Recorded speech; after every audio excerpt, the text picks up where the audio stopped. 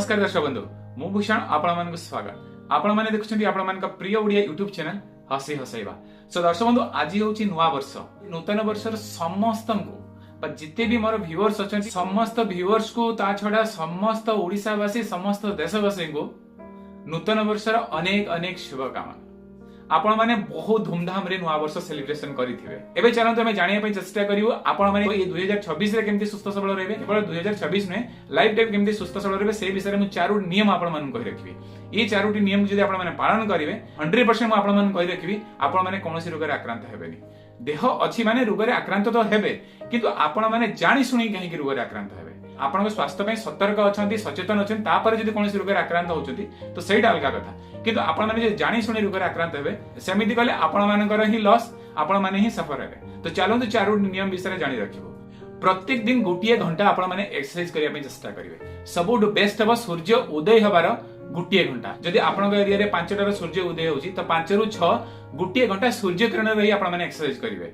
गोटिए घंटा रे आपण रनिंग भी करि परिबे, वॉकिंग करि परिबे, प्राणायाम करि परिबे बा योगासन बा व्यायाम करि परिबे।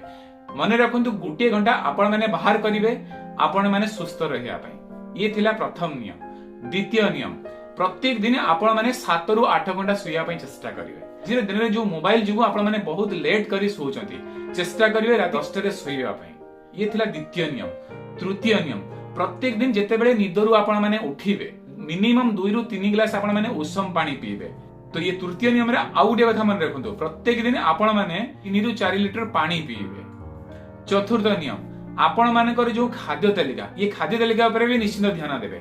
आपण माने जो सब खाद्य खाउछन्ती चेष्टा करिवे सीधा प्रकृति रो आसी आपण घरे पहुंचुतबा खाद्य को आपण माने बेसी ध्यान देबे। एमिति कि पनीपरिबा फलमूल ए समस्त खाद्य रे आपण माने बेसी ध्यान देबे।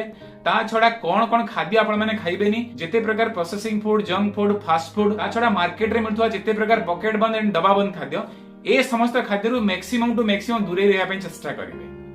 सो दर्शक बंधु ये चारोटी नियम को जदि आपण माने पालन करिवे मु गारंटी रे सहित आपण माने कहिबी आपण माने कोनोसी रोग रे आक्रांत हेबे। लाइफ टाइम जदि आपण माने चाहूतांती सुस्थ सबल रहया पे तो ये चारोटी नियम को आपण माने फॉलो करिवे। आशा करिवे वीडियो आपण माने को भलो लागते लाइक करन, भलो न लागते डिसलाइक करि परिबे। आ जदि एमिति प्रकार वीडियो देखिया पे चाहूतांती तो ताले ए चैनल को सब्सक्राइब करि पाखते बेल आइकन प्रेस कर देबे। सो दर्शक बंधु ए वीडियो एति की नमस्कार, जय हिंद।